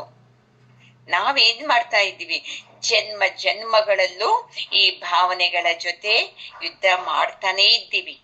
ಪ್ರತಿಯೊಂದು ಜನ್ಮದಲ್ಲೂ ಹೊಸ ಗಂಡ, ಹೊಸ ಹೆಂಡತಿ, ಹೊಸ ಮಕ್ಕಳು, ಹೊಸ ತಂದೆ ತಾಯಿ, ಹೊಸ ಜನ್ಮನ ತಗೋತೀವಿ, ಇಲ್ಲೂ ಯುದ್ಧ ಮಾಡ್ತೀವಿ. ಯಾವತ್ತೂ ಗೆದ್ದಿಲ್ಲ ನಾವು ನಮ್ಮ ಭಾವನೆಗಳು, ನಮ್ಮ ಮನಸ್ಸನ್ನ. ಮತ್ತೆ ಇನ್ನೊಂದು ಜನ್ಮ ತಗೋತೀವಿ, ಅಲ್ಲಿ ಹೊಸಬರ ಜೊತೆ ಮತ್ತೆ ಯುದ್ಧ ಮಾಡ್ತೀವಿ. ಅರ್ಜುನನ್ಗಿಂತ ಕೀಳು ನಾವೇ. ಅವನು 18 ದಿವಸದಲ್ಲಿ ಯುದ್ಧ ಗೆದ್ದ, ನಾವು ಎಷ್ಟು ಜನ್ಮಗಳು ಮಾಡಿದ್ದೀವಿ ಅಂತ ಯುದ್ಧನ ಅಲ್ವಾ ಅಮ್ಮ? ಅದಕ್ಕೆ ಈ ಜ್ಞಾನ ನಾವು ಒಳಗಡೆ ನಾವೇನ್ ಮಾಡ್ಬೇಕು, ಡೆವಲಪ್ ಮಾಡ್ಕೋತ ಬರ್ಬೇಕು. ಅವಾಗ ನೋಡ್ಕೊಳ್ಳಿ ನಮ್ಮಲ್ಲಿರೋ ಸಂಶಯದ ಬೇರೆ ಎಲ್ಲ ಕಟ್ಟಾಗ್ಬಿಡ್ತಿದೆ. ಇವಾಗ ಹೆಂಗಿದೆ ಸಂಶಯ ಅಂದ್ರೆ, ಈ ಬೇರುಗಳು ಎಲ್ಲ ಹೆಂಗಿದೆ ಅಂದ್ರೆ 15ನೇ ಅಧ್ಯಾಯದಲ್ಲಿ ಹೇಳ್ತಾರೆ, ಊರ್ಧ್ವ ಮೂಲ ಮದ ಶಾಖಂ ಅಶ್ವತ್ಥಂ ಪ್ರಾಹುರವ್ಯಯಂ. ಅಶ್ವತ್ಥ ಮರದ ಬೇರುಗಳು ಹೆಂಗೆ ಲೆಕ್ಕ ಇಲ್ಲದಷ್ಟು ಭೂಮಿ ಒಳಗಡೆ ಹೋಗಿದೆಯೋ, ಅದೇ ತರ ನಮಗೂ ಅಷ್ಟೇ ಈ ಸಂಶಯದ ಬೇರುಗಳು ಅನ್ನೋದು ತುಂಬಿ ಹೋಗ್ಬಿಟ್ಟಿದೆ. ಅದಕ್ಕೆ ಈ ಸಂಶಯದ ಬೇರನ್ನ ಮೊದಲೇನ್ ಮಾಡ್ಬೇಕು, ಕಟ್ ಮಾಡ್ಬೇಕು. ಆವಾಗ ನೋಡ್ಕೊಳ್ಳಿ ನಮ್ಗೆ ಭಗವಂತನೇ ಸತ್ಯ ಅನ್ನೋದು ಬರ್ತಿದೆ. ಈಗ ಒಂದು ತಾಯಿ ಬೇರೆ ಹೇಳ್ತಿದ್ದೆ, ಅಯ್ಯೋ ನಾನ್ ಸತ್ಯ ಅಂತ. ಮಗ ಬೇರೆ ನೋಡ್ತೀವಿ, ಇಲ್ಲಪ್ಪ ನನ್ನ ಮಗ ಸತ್ಯ ಅಂತೀವಿ. ಇನ್ನೊಂದು ಬೇರೆ ನೋಡ್ತೀವಿ, ಅದು ನನ್ನ ಗಂಡ, ಆ ಬೇರ್ ಸತ್ಯ ಅಂತೀವಿ. ಇನ್ನೊಂದು ಬೇರ್ ನೋಡ್ತೀವಿ, ನನ್ನ ಐಶ್ವರ್ಯ ಇದು ಸತ್ಯ ಅಂತೀವಿ. ಇನ್ನೊಂದು ಬೇರು ನನ್ನ ರೂಪ ಅನ್ನೋ ಬೇರು, ಇದು ಸತ್ಯ ಅನ್ನುತ್ತೆ. ಎಷ್ಟು ಬೇರಿಲ್ಲ ನಿಮ್ಮ ಸುತ್ತಮುತ್ತು, ಲೆಕ್ಕ ಹಾಕಿ ನೀವೇನೆ. ಆ ಬೇರುಗಳೇ ಸತ್ಯ ಅಂತ ಇದ್ದಾಗ ಈ ಭಗವಂತನ ಮೇಲೆ ನಂಬಿಕೆ ಬರುತ್ತಾ ಅಮ್ಮ? ಅರ್ಜುನನಿಗೆ ಇವಾಗ ಎಷ್ಟೊಂದು ಬೇರುಗಳು ನೋಡಿಸ್ತಾ ಇದ್ದಾನಲ್ವಾ. ನೋಡು, ನಮ್ಮ ತಾತ ಅನ್ನೋ ಬೇರು, ನಮ್ಮ ಗುರು ಅನ್ನೋ ಬೇರು, ನನ್ನ ತಮ್ಮ ಅನ್ನೋ ಬೇರು, ನನ್ನ ಸ್ನೇಹಿತರು, ಎಷ್ಟು ಬೇರುಗಳನ್ನ ನೋಡಿಸ್ತಾ ಇದ್ದಾನೆ. ಅದನ್ನೆಲ್ಲ ಕಟ್ ಮಾಡ್ಬೇಕಲ್ಲ, ಆ ವ್ಯಾಮೋಹದ ಬೇರುಗಳನ್ನ. ಆವಾಗ ನೋಡ್ಕೊಳ್ಳಿ, ಆನಂದ ಸಿಕ್ಕುತ್ತೆ. ಮೊದಲು ನಮ್ಮಲ್ಲಿನ ಸಂಶಯಗಳನ್ನ ಕಟ್ ಮಾಡ್ಕೋಬೇಕು. ಆವಾಗ ಹೆಂಗಿರುತ್ತೆ ಈ ಜ್ಞಾನ, ಈ ಸೂರ್ಯ ಹೆಂಗೆ ಸದಾ ಇರ್ತಾನ ಬೆಳಗುತ್ತಾ, ಅದೇ ತರ ನಮ್ಮ ಒಳಗಡೆ ಈ ಜ್ಞಾನ ಸೂರ್ಯ ಉದಯಿಸ್ಬೇಕು ನೋಡಿ. ಪರಮಾತ್ಮ ಸತ್ಯ, ನಾನ್ ಬೇರೆ ಅಲ್ಲ, ಈಶ್ವರ ಪರಮಾತ್ಮ ಎಲ್ಲ ಒಂದೇ, ಆತ್ಮ ಸತ್ಯ ಅಂತ ಬರ್ಬೇಕು ನಮ್ಗೆ. ಈಗ ನಾನು ಸತ್ಯ, ನನ್ನ ಗಂಡ ಸತ್ಯ, ನನ್ನ ಮಕ್ಕಳ ಸತ್ಯ, ಈ ಯುದ್ಧ ಸತ್ಯ, ಈ ಯುದ್ಧದಿಂದ ಸಿಗೋ ಕರ್ಮ ಸತ್ಯ ಅಂತ ಅರ್ಜುನ ಹೇಳ್ತಾ ಇದ್ದಾನಲ್ವಾ. ಇದು ಯಾವುದು ಸತ್ಯ ಅಲ್ಲ. ಈ ತರ ಯೋಚನೆ ಮಾಡು ಅರ್ಜುನ ನೀನು, ಆಗ ನಿನಗೆ ಆನಂದ ಸಿಕ್ಕುತ್ತೆ. ಅವಾಗ ಏನ್ ಮಾಡ್ತೀಯ? ಸುಖ ದುಃಖಿ ಸಮೀಕೃತ್ವ ಲಾಭೋ ಜಯ ಜಯೋ, ಈ ಸ್ಥಿತಿ ಬಂದ್ಬಿಡ್ತಿತ್ತೆ ನಿನಗೆ. ಇವಾಗ ಯಾಕೆ ಹೇಳು? ನನಗೆ ದುಃಖನೇ ಜಾಸ್ತಿ ಇದೆ, ನನ್ನ ಬಂಧುಗಳು, ನನ್ನ ಬಾಂಧವರು ಅಂತ ಹೇಳ್ತಾ ಇದ್ದೀಯಲ್ವಾ. ಅದಕ್ಕೆ ನಮ್ಗೆ ಈ ಆನಂದ ಅರ್ಥ ಆಗ್ತಾ ಇಲ್ಲ, ಭಗವಂತನ ಜ್ಞಾನ ನಮ್ಗೆ ಗೊತ್ತಾಗ್ತಾ ಇಲ್ಲ. ಅದಕ್ಕೆ ಅರ್ಜುನ ಇಷ್ಟೆಲ್ಲ ಹೇಳಿದ್ದೀನಲ್ಲಪ್ಪ, ಅರ್ಥ ಆಯ್ತು ಅನ್ಕೋತೀನಿ. ಎದ್ದು ನಿಂತ್ಕೋ, ಯುದ್ಧ ಮಾಡು. ಈಗ ನಾನು ಹೇಳಿದ್ನಲ್ವಾ, ಫಲ ಅಪೇಕ್ಷೆ ಪಡ್ಬೇಡ, ನಾನ್ ಮಾಡ್ತಾ ಇದ್ದೀನಿ ಅಂತ ಮಾಡ್ಬೇಡ. ಇದನ್ನ ನೀನು ಮನಸ್ಸಲ್ಲಿ ಇಟ್ಕೊಂಡು ಯುದ್ಧ ಮಾಡಪ್ಪ, ಆಗ ನೀನು ಮೋಹದಿಂದ ಹೊರಗಡೆ ಬರ್ತೀಯಾ ಅಂತ ಹೇಳ್ತಾ ಇದ್ದಾರೆ ನೋಡಿ. ಇಷ್ಟೆಲ್ಲಾ ಹೇಳ್ಬೇಕಂದ್ರೆ ಎಷ್ಟು ಪ್ರೀತಿ ಅಲ್ವಾ ಅರ್ಜುನನ ಮೇಲೆ. ಅಲ್ಲಿ ಅರ್ಜುನನನ್ನೇ ಯಾಕೆ ಹೇಳೋದು, ಇಲ್ಲಿ ಗುರುಗಳನ್ನೇ ಇಟ್ಕೊಳ್ಳೋಣ. ನಾವು ಅವ್ರಿಗೆ ಏನೂ ಕೊಡ್ತಾ ಇಲ್ಲ, ಫೀಸ್ ಕೊಡ್ತಾ ಇಲ್ಲ, ಏನು ಸೇವೆ ಮಾಡ್ತಾ ಇಲ್ಲ, ಸುಮ್ನೆ ಅವರಿಂದ ಜ್ಞಾನ ತಗೋತಾ ಇದ್ದೀವಿ. ಎಷ್ಟು ಆನಂದ ಅಲ್ವಾ. ನಮ್ಮ ಅಜ್ಞಾನದಿಂದ ಹಿಡ್ಕೊಂಡಿದ್ದೀವಲ್ಲ, ಒಂದೊಂದು ಅಜ್ಞಾನ ಕಳಚೋದ್ರೇನು ಸಾಕು, ಎಂತ ನೆಮ್ಮದಿ ಸಿಕ್ಕುತ್ತೆ. ಒಂದೊಂದು ಬೇರೆ, ಎಲ್ಲ ಬೇರುಗಳು ಇರ್ಲಿ, ಗಂಡ ಹೆಂಡತಿ ತಾಯಿ ತಂದೆ ಯುದ್ಧರಂಗದಲ್ಲಿ ಎಲ್ಲರೂ ಇರ್ಲಿ, ಅದೇ ಸತ್ಯ ಅಲ್ಲ. ಜ್ಞಾನದಿಂದ ಆ ಬೇರುಗಳನ್ನ ನಾವೇನ್ ಮಾಡ್ಬೇಕು? ಕಟ್ ಮಾಡ್ಬೇಕು. ಅಂದ್ರೆ ವ್ಯಾಮೋಹನ ತೆಗೆದು ನೋಡಿದಾಗ ನಮ್ಗೆ ಆನಂದ ಸಿಕ್ಕುತ್ತೆ. ನಾವ್ ಹೇಳ್ತೀವಲ್ವಾ, ಬೇರೆಯವ್ರಿಗೆ ಹೇಳ್ತೀವಿ, ನಿನ್ನ ಹೊಡಿಯಕ್ ಬಂದವನೇ ಪಾಪ, ಇವನು ಒದ್ದವನು, ಏನ್ ತಪ್ಪಾಯ್ತು? ಅವನು ಹೊಡೆದಿದ್ದಕ್ಕೆ ಇಲ್ವಾ ಇವನು ಹೊಡೆದಿದ್ದು? ಏನು ಇಲ್ಲ, ಕರೆಕ್ಟ್ ಇದೆ ಅಂತ ಹೇಳ್ತೀವಿ. ಅದೇ ನಮ್ಮ ವಿಷಯಕ್ಕೆ ಬಂದಾಗ ಹಂಗೆ ಹೇಳ್ತೀವಾ, ಅವನು ಹೊಡೆದಿದ್ದಕ್ಕೆ ನಾನು ಹೊಡೆದಿದ್ದು ಅಂತ. ಅಯ್ಯೋ ಅವನು ಹೊಡೆದ, ನಾನು ಹೊಡೆದ್ಬಿಟ್ಟೆ, ಏನಾಗುತ್ತೋ ಏನೋ ನೋಡಿ. ಇದೇ ವ್ಯಾಮೋಹ ಅಂತ ಹೇಳೋದು. ಈ ವ್ಯಾಮೋಹನ ನಾವೇನ್ ಮಾಡ್ಬೇಕು? ತೆಗಿಬೇಕು. ಆವಾಗ ನೋಡ್ಕೋ ಅರ್ಜುನ, ಆನಂದನೇ ಸಿಗ್ತಿದೆ. ಇದನ್ನ ನಾವೇನ್ ಮಾಡ್ಬೇಕು? ಈ ನಮ್ಮ ಜೀವನದಲ್ಲಿ ಇದನ್ನ ಅಳವಡಿಸ್ಕೊಂಡು ಅಂತ ಅಭ್ಯಾಸ ಮಾಡ್ಬೇಕು ನೋಡು. ಈ ಅಭ್ಯಾಸದಿಂದ ಮಾತ್ರ ನಾವು ಆನಂದವಾಗಿರಕ್ಕೆ ಸಾಧ್ಯ. ಇಲ್ಲಪ್ಪ ನಾನು ಎಲ್ಲ ಕೇಳ್ತೀನಿ ಗೊತ್ತಾ ಸತ್ಸಂಗ, ಏನು ಸುಖ ಇಲ್ಲ. ಎಲ್ಲ ಶ್ಲೋಕ ಬಾಯ್ಟ್ ಮಾಡಿದ್ದೀನಿ ಗೊತ್ತಾ, ಸುಖ ಇಲ್ಲ. ಮತ್ತೆ ಯಾವುದರಿಂದ ಸುಖ ಅಂದ್ರೆ, ಯಾವ ಒಂದು ಮಾತು ಇವತ್ತಿನ ಸತ್ಸಂಗದಲ್ಲಿ ಒಂದು ಮಾತು ನಿಮ್ಮ ಮನಸ್ಸಲ್ಲಿ ನಿಂತುಕೊಂಡು ಅದರ ಮೇಲೆ ನೀವು ಪ್ರಾಕ್ಟೀಸ್ ಮಾಡ್ಬೇಕು. ಅದು ಸತ್ಯ ನೋಡಿ. ಅದು ನಿಜವಾದಂತ ಭಗವದ್ಗೀತೆ ಉಪದೇಶ ಸಾರ್ಥಕ. ಭಗವದ್ಗೀತೆ ನಾನು 3 ಸಲ ಕೇಳಿದೆ, 4 ಸಲ ಕೇಳಿದೆ, ಇದು ಅಲ್ಲ. ಯಾವುದು ಭಗವದ್ಗೀತೆ ನಿನ್ನನ್ನ ಶುದ್ಧಿ ಮಾಡ್ತು, ಒಂದು ಮಾತು ಅಂತ ಬರ್ತಿತ್ತಲ್ವಾ, ಅದು ಸಾರ್ಥಕತೆ ನೋಡಿ. ಅಂತ ಸಾರ್ಥಕತೆ ನಿಮ್ಮೆಲ್ಲರ ಜೀವನದಲ್ಲೂ ನಿಮ್ಗೆ ಸಿಗ್ಲಿ, ಅತ್ಯಂತ ಆನಂದ ನಿಮಗೂ ಸಿಗ್ಲಿ ಅಂತ ನಾನು ಕೇಳ್ಕೊತೀನಿ. ಇವತ್ತಿಗೆ 4ನೇ ಅಧ್ಯಾಯ ಮುಕ್ತಾಯ ಆಯ್ತು. ಓಂ ತತ್ಸತ್ ಇತಿ ಶ್ರೀಮದ್ಭಗವದ್ಗೀತಾಸು ಉಪನಿಷತ್ಸು ಬ್ರಹ್ಮವಿದ್ಯಾಯಾಂ ಯೋಗಶಾಸ್ತ್ರೇ ಶ್ರೀಕೃಷ್ಣಾರ್ಜುನ ಸಂವಾದೆ ಜ್ಞಾನಯೋಗೋ ನಾಮ ಚತುರ್ಥೋಧ್ಯಾಯಃ. ಓಂ ಪೂರ್ಣಮದಃ ಪೂರ್ಣಮಿದಂ ಪೂರ್ಣಾತ್ ಪೂರ್ಣಮುದಚ್ಯತೆ ಪೂರ್ಣಸ್ಯ ಪೂರ್ಣಮಾದಾಯ ಪೂರ್ಣಮೇವಾವಶಿಷ್ಯತೆ.